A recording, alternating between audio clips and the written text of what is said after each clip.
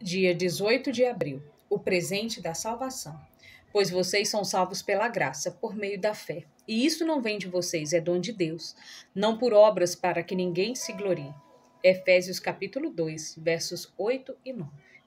A salvação é um dom de Deus, um presente celestial eterno e gratuito dado por Jesus a todos nós, que recebemos por meio da fé, não por aquilo que fazemos, pois por nossa força jamais conseguiríamos vencer o pecado e alcançar a salvação. A graça de Deus é um favor imerecido, uma dádiva proeminente do seu amor por nós. Merecíamos a morte, mas Deus decidiu enviar o seu Filho único para morrer em nosso lugar, carregando assim a nossa culpa. A Páscoa, que comemoramos há poucos dias, trata exatamente disso. A ira de Deus veio sobre aquele que recebeu todas as nossas transgressões, Jesus. De todas as pessoas que já passaram pela terra, certamente Jesus era o único que não merecia sofrer. Mas ele escolheu sofrer em nosso lugar para nos ofertar a redenção. Receba com alegria o presente da salvação.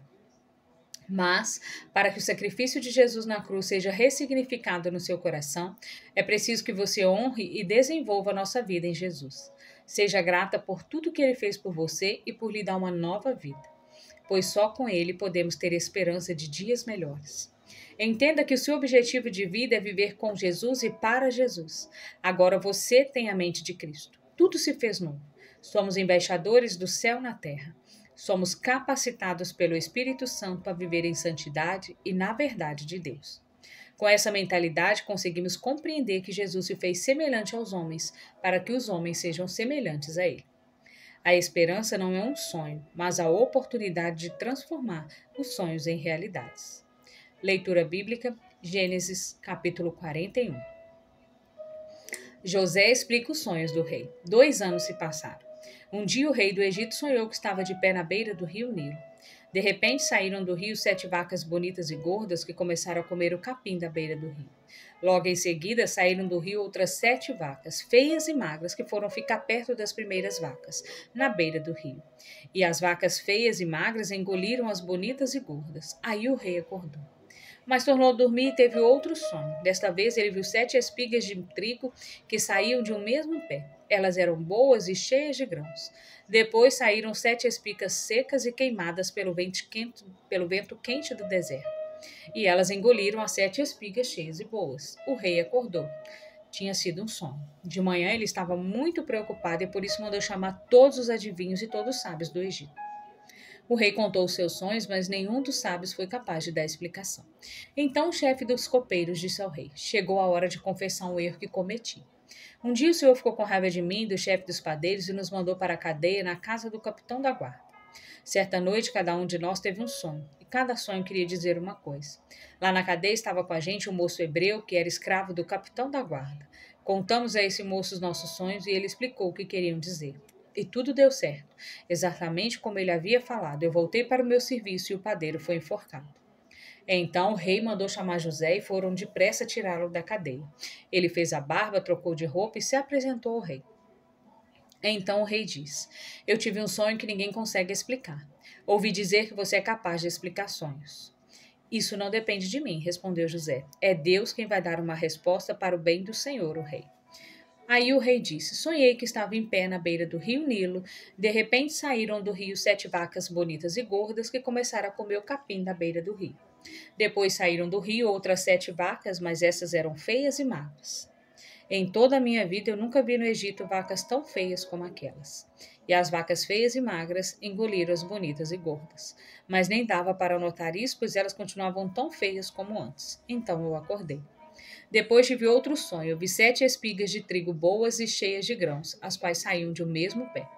Depois saíram 7 espigas secas e queimadas pelo vento quente do deserto, e elas engoliram as 7 espigas cheias e boas. Eu contei os sonhos aos adivinhos, mas nenhum deles foi capaz de explicá-los. Então José disse ao rei: Os 2 sonhos querem dizer a mesma coisa. Por meio deles, Deus está dizendo ao Senhor o que ele vai fazer. As 7 vacas bonitas são 7 anos e as 7 espigas boas também são.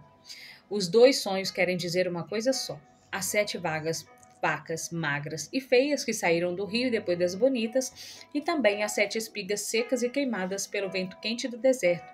São 7 anos em que vai faltar comida. É exatamente como eu disse. Deus mostrou ao Senhor, ó rei, o que ele vai fazer. Virão 7 anos em que vai haver muito alimento em todo o Egito. Depois virão 7 anos de fome. E a fome será tão terrível que ninguém lembrará do tempo em que houve muito alimento no Egito. A repetição do sonho quer dizer que Deus resolveu fazer isso e vai fazer logo. E Jesus continuou: Portanto, será bom que o Senhor, ó rei, escolha um homem inteligente e sábio e o ponha para dirigir o país. O rei também deve escolher homens que ficarão encarregados de viajar por todo o país para recolher a quinta parte de todas as colheitas durante os 7 anos em que elas forem boas. Durante os anos bons que estão chegando, esses homens ajuntarão todo o trigo que puderem e o guardarão em armazém nas cidades, sendo tudo controlado pelo Senhor.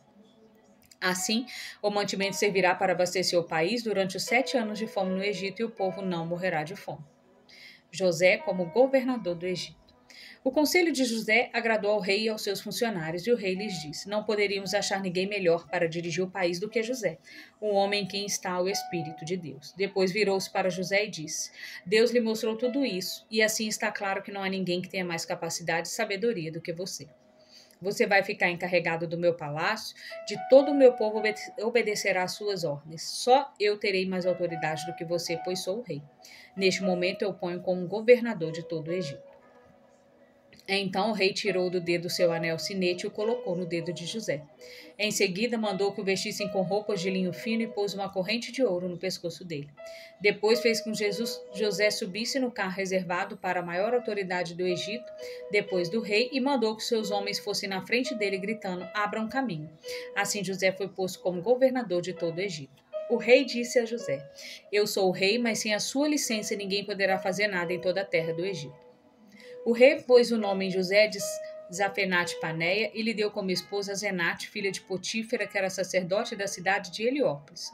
José tinha 30 anos quando entrou para o serviço do rei do Egito. Ele saiu da presença do rei e viajou por todo o Egito. Durante os 7 anos de fartura, a terra produziu cereais em grande quantidade.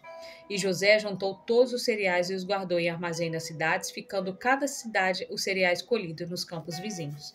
José juntou tanto mantimento que desistiu de pesar, pois não dava mais, parecia a areia da praia do mar.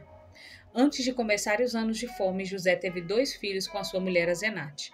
Pôs o primeiro o nome de Manassés e explicou assim: Deus me fez esquecer todos os meus sofrimentos e toda a família do meu pai. No segundo filho, pôs o nome de Efraim e disse: Deus me deu os filhos no país onde tenho sofrido. Então acabaram-se os 7 anos de fartura no Egito, e como José tinha dito, começaram os 7 anos de fome. Nos outros países o povo passava fome, mas em todo o Egito havia o que comer. Quando os egípcios começaram a passar fome, foram pedir alimentos ao rei, e ele disse: Vão falar com José e faça o que ele disser. Quando a fome aumentou no país inteiro, José abriu todos os armazéns e começou a vender cereais aos egípcios. E de todos os países vinha gente ao Egito para comprar cereais de José, pois no mundo inteiro havia uma grande falta de alimentos. Palavra-chave: graça.